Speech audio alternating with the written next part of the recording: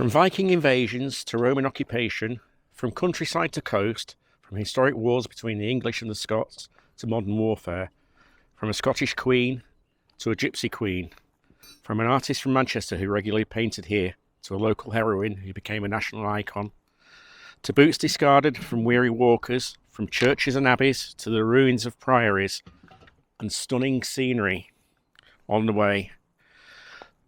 Join us over the next few weeks as we follow the route of the stunning Northumberland 250. Day 5. And this is where we were last night.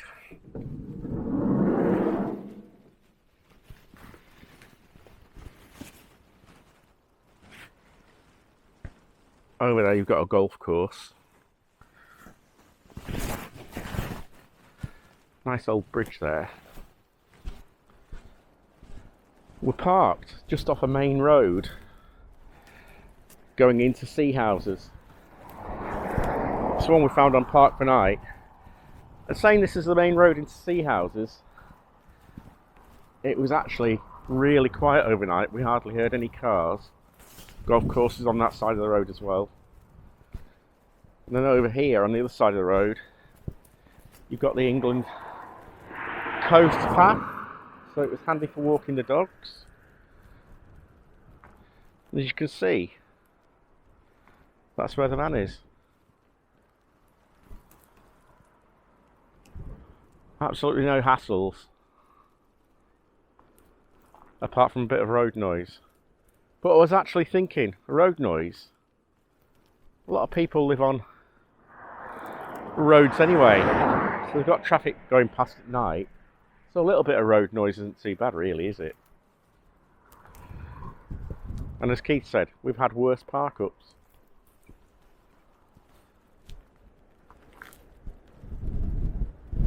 Walking along a bit, this is where the dogs have been walked last night, and they're currently out on a walk with Keith this morning. And this is Anstead Dunes, the Northumberland Wildlife Trust.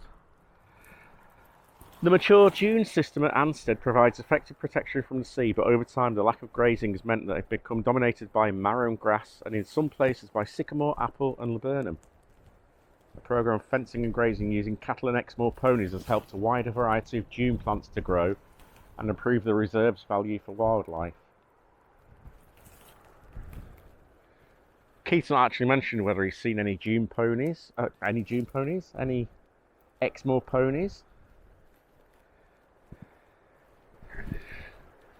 Go back to the van and we'll tell you a bit about today's plan and how it might have to change.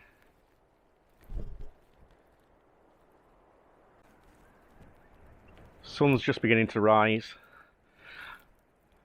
On this side where we're parked, here's the old road bridge.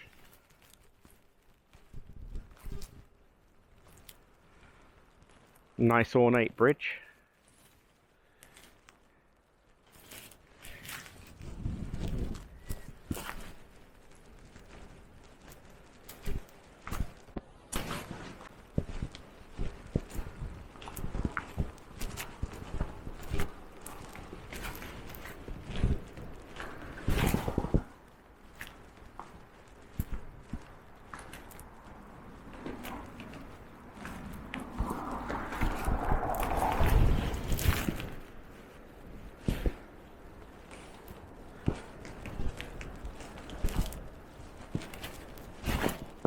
Onto the golf course.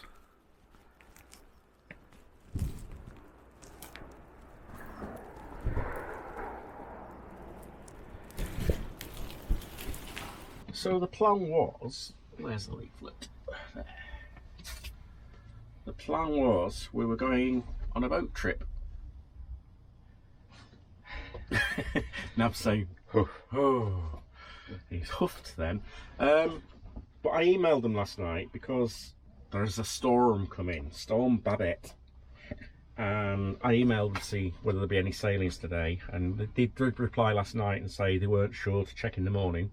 But they've actually emailed this morning and said, "Good morning, Daryl. I'm sorry, there will be no sailings today or the next few days due to the strong winds caused by Storm Babet. So we're not going to have a sail around the Farne Islands to see the seals. Or the puffins. Well, the puffins have The gone. puffins have gone anyway, yeah. So might have to come back and do that at another point. So instead we're going for a bacon butty. That's the start anyway. I think there's one very relieved dog, because we did keep telling him that dogs are allowed on the boat. Was that a yawn of thank goodness? Good boy. Bacon butties then. We said a bacon butty. We got one from the local butchers because we said they're going to be nice. And by gum they are, aren't they? They look it. They are nice, yes. And then we did a little bit of shopping. We bought a stotty and some peas pudding and some ham. But more about that at tea time. So we started at the bathing house, which is just down from Craster. We came down to Amble, had a look round there. Warkworth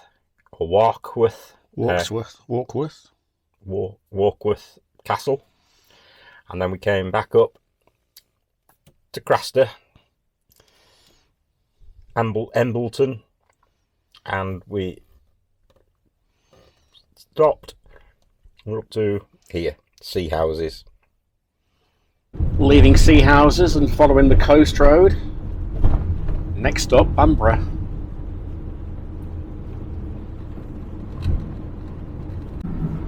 And there's our first real view of the castle. In 1 mile, keep right to Church Street. She always interrupts, doesn't she? There's a lovely view of the castle, our first view of it. And we were looking, I expected Bamburgh to be quite a big place, but it's not, is it? It's a Small village, small isn't it? population, small village, isn't it?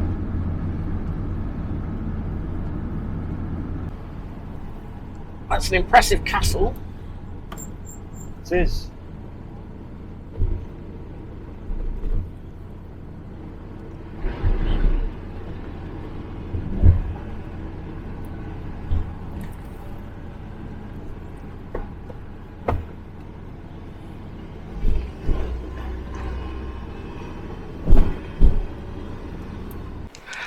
We're not going to go into the castle because it's expensive, and we're not tight, but it is expensive, and we're trying to preserve money for later in the week, even though we've saved on the boat ride that we can't go on. We're coming into the village of Bamburgh now. And while we're walking along, I'll tell you a little bit about the castle anyway. The site was originally the location of a Celtic Brittonic fort known as Dingari, and may have been the capital of the kingdom of Bernicia from its foundation in circa 420 to 547. In the last year it was captured by King Ida of Bernicia, and after passing between the Britons and the Anglo-Saxons 3 times, the fort came under Anglo-Saxon control in 590. But the fort was destroyed by Vikings in 993, and the Normans later built a new castle on the site, which forms the core of the present one. You usually hear of butchers, bakers and candlestick makers. So this is butcher, baker, sausage roll maker. It's a lovely window display. It is. Look at that. Some nice stuff in there. But we've got tea sorted. We have. I wasn't looking up, but on the other side of the butchers, bakers and sausage roll makers, it says Carnivore Heaven since 1887. I like the sense of humour. That's the cafe side, and there's a nice old till in there as well. Was there? Yes. We're coming back to the view of the castle now in the distance.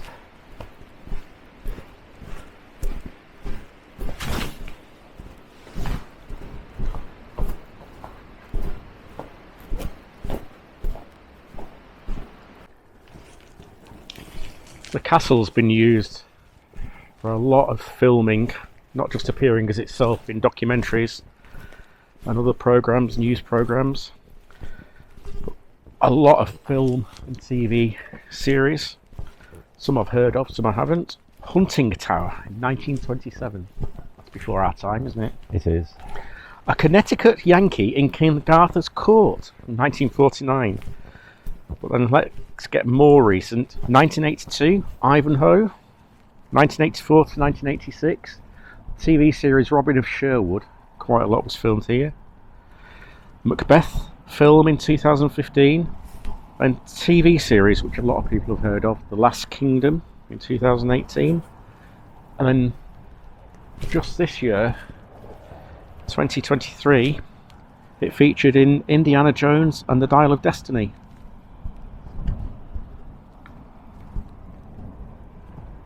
It's an imposing castle. And we're quite close to the border with Scotland now, and they're proudly flying the England flag up there. We'll have a wander around. Looks like we can walk around the perimeter. I'm going to have a look. There's a cross over there.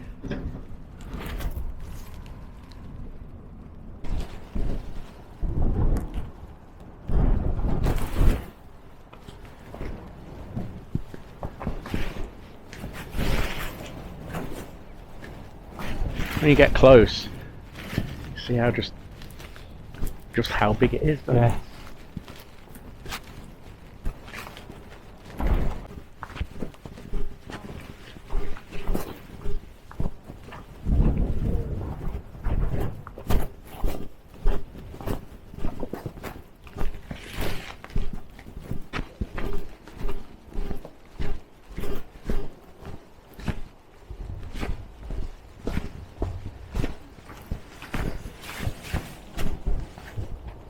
In the distance you see the Farn Isles. We saw from Seahouses. Should have been there today.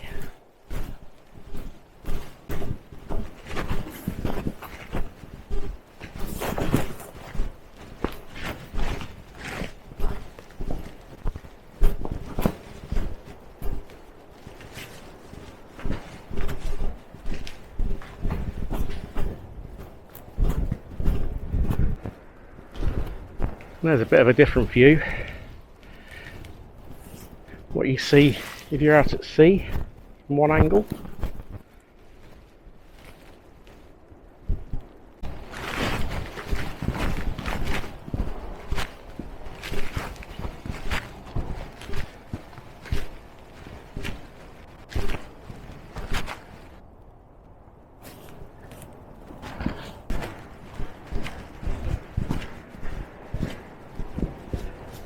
That's a nice beach, isn't it? It is.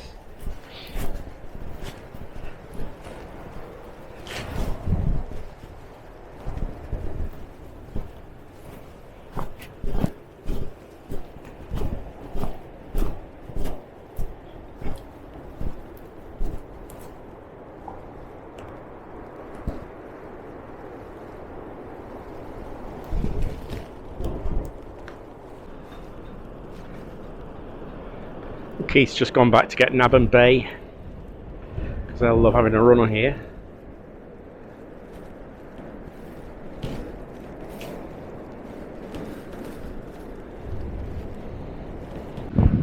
Just love this bit of seaweed here. I've taken some photographs of it. I don't know how they'll come out. It's only on my phone.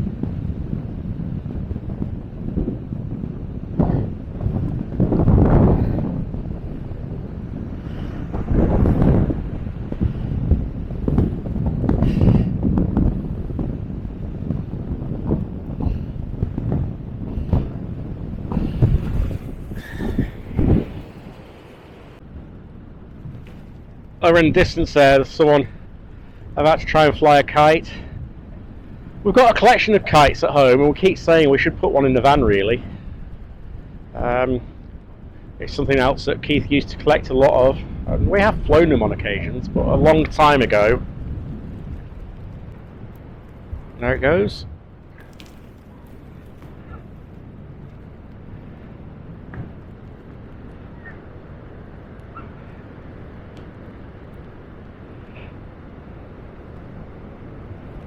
One of my earliest childhood memories is, I think I was about 4, and I had a a yellow kite, and back as they were in those days, it was made of fabric rather than nylon or similar stuff like that.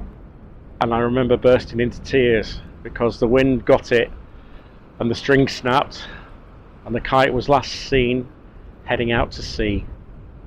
I was inconsolable, and that's a long lasting abiding memory from 55 years ago, 54 years ago. Isn't it amazing how some things so simple can just stick in your brain and be one of those memories that last forever? And every time I see a kite flying, that's what I think of.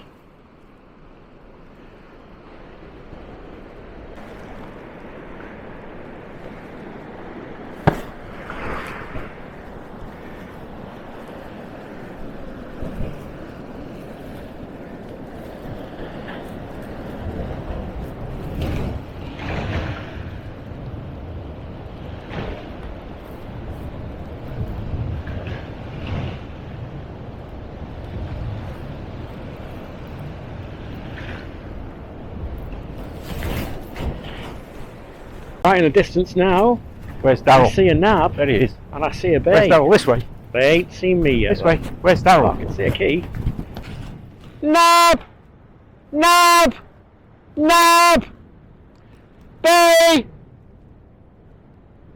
They've heard. Oh, here he comes. Here comes. Nab!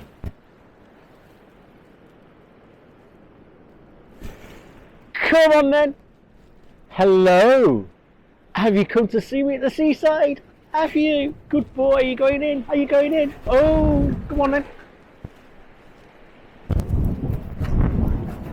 Oh.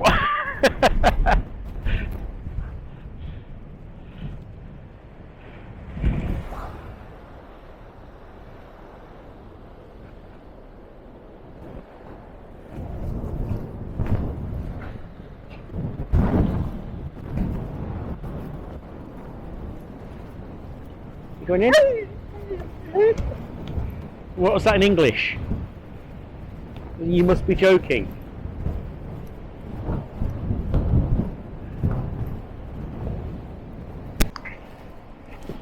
Ready.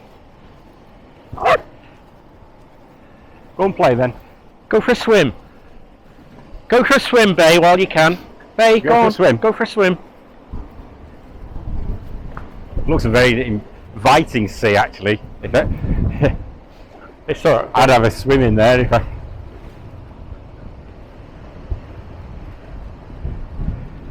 Go on then, get your kit off. You know you want to. I do.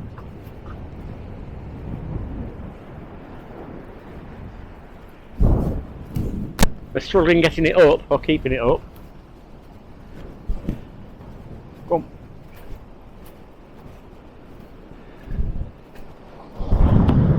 Go on then.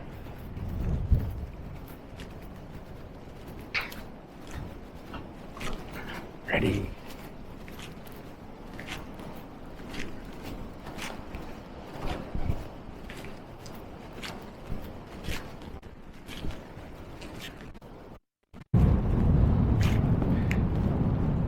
The sand blowing.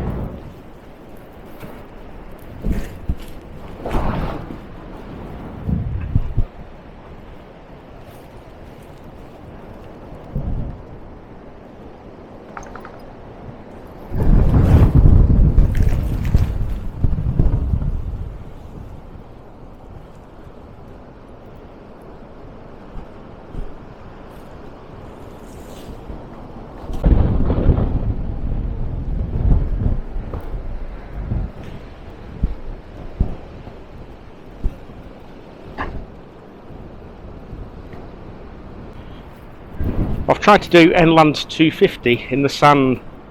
I think I made a bit of a bodge of it, to be honest. When we head back to the village, there's another information board there with some more history about this rock that the castle stands on.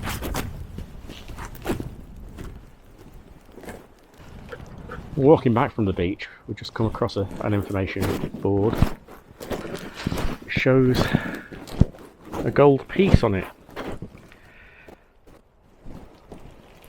And it says, Vikings, shattered piece. From the castle you can see Lindisfarne, or Holy Island. You'll not see it now. Over that way, over the dunes. Oswald, King of Northumbria, gave the island to Aidan, who founded a monastery there in 635 AD.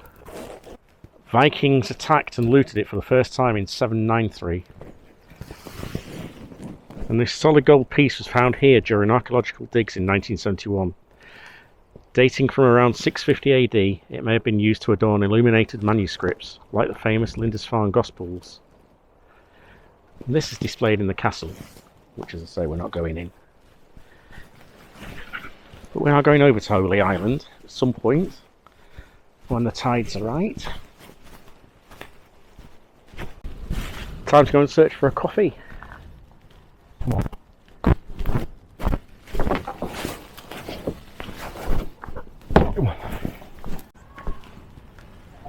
We said as we walked along from a distance, and now closer up, this bit looks more like a new build, a lot later edition.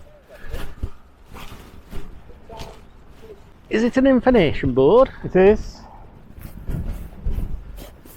The square stone keep is the oldest surviving part of the castle, and built in the 1100s.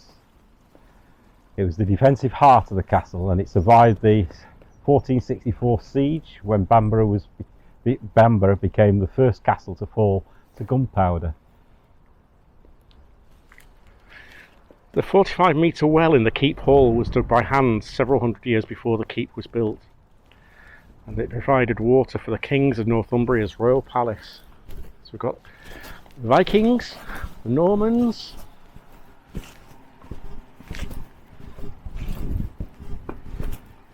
just going to walk up here,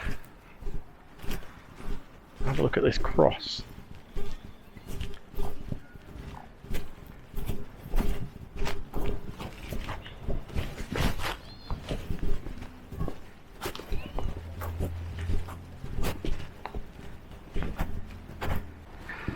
As I thought, it's a memorial, roll of honour. It's a different war memorial, isn't it? It is, isn't it? A roll of honour for the 1914 to 1919 war and the 1939 to 45 war. It's a glorious memory of the men of Bamburgh who gave their lives to their country in the wars. And as said before, we'll check the surnames.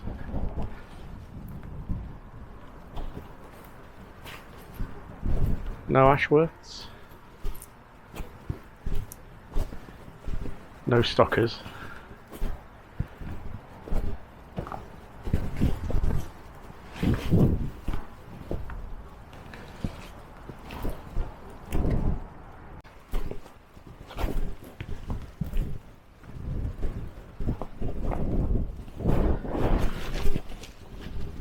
When you look at it up close like this, if you were trying to invade, it's quite impenetrable, isn't it? From this angle, yeah. Looking, you'd get here and you'd think, how the hell do I get up there? Because you've got the rocks to climb before you can get to the wall. Yeah. But as I was saying earlier, where do you start building something like this? You've got to start at the bottom and work upwards. Yeah. You must have... And you know, how do you plan something like that? I was going to say, they didn't have surveyors back in those days, did they? So They must have some sort of how did surveying. they really know that the rock was Solid. stable enough to build something? It's not like it's lightweight, is it? No. It's not your thingy concrete, is it? Aerated concrete. Aerated concrete.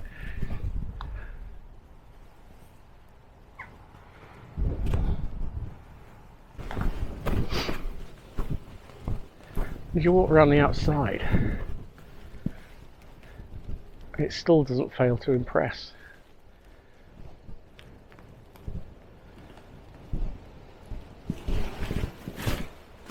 There are lots of lights around the outside, and seeing photographs, it does look very impressive when it's all lit up. It's still a family home. All right. William George Armstrong bought the castle in 1894, and it remains the Armstrong family's home to this day. So it's actually a lived-in castle. William George Armstrong was an inventor.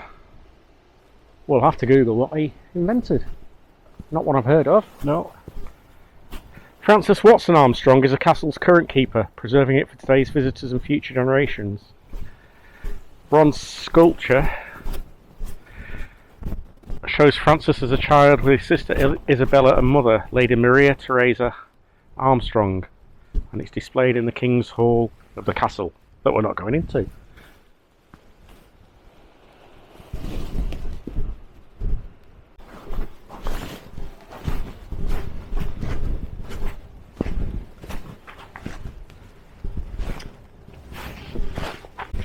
Ta-ra. We're just going to find a geocache. Just wait there for us.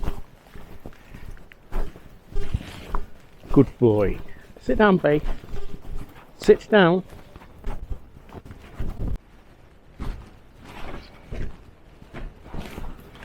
What is the hint?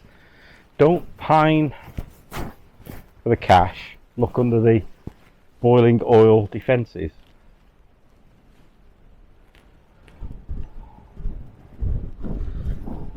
So I'm assuming that's something. Looks like it should 12 be. feet here.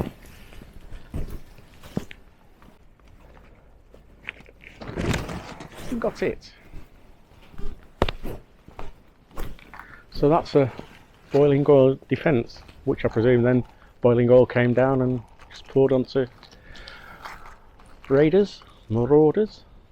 Well, allegedly. That looks a bit more modern to me.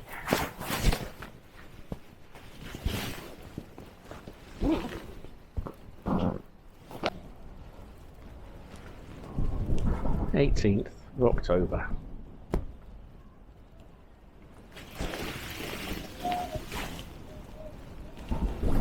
So the castle's open 10 AM to 5 PM each day. Last admission at 4 PM. There are 14 staterooms. The Armstrong and Aviation Museum, cafes, gift shop. So I wonder whether Armstrong had something to do with aviation then. Sounds like he did, doesn't it? Yeah.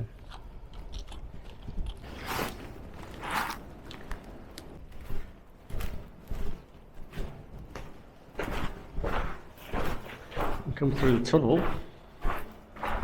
You're overlooking Farn Islands.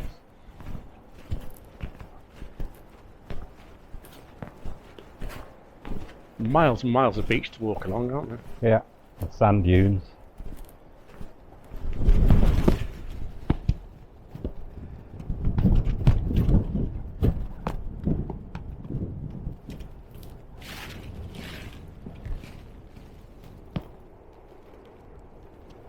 And you look behind, you see how weathered some of the sandstone is. Pitted on one side and just worn. Oh, it's smooth, isn't it? Yeah. Back for Naban Bay now. Good boy, good girl.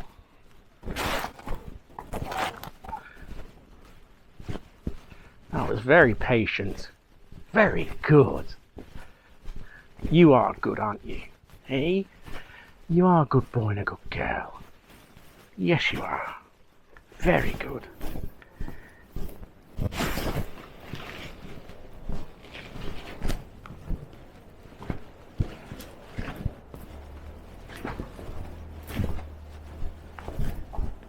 And that's as far as we're going.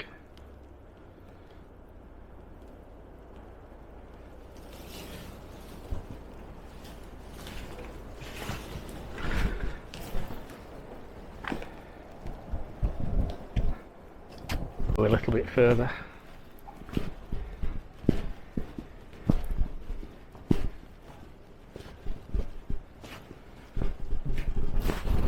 Oh, here, this must be Armstrong.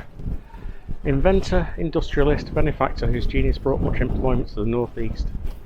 Enjoyment to the subsequent generations through his restoration of Bamburgh Castle and his creation of the Craigside estate, whose house first to be lit by electricity in the world pioneered the technology that emancipated so much of the world from household drudgery and today we take for granted. Lord Armstrong is interred at Rothbury. So it's not actually too bad a price, but it's enough. It's £15.50 for an adult. But as we've said, there's so many castles we can see, members of the English heritage. And although this has got staterooms and stuff like that, Yeah. we'll leave that up to individuals if they'd like to come.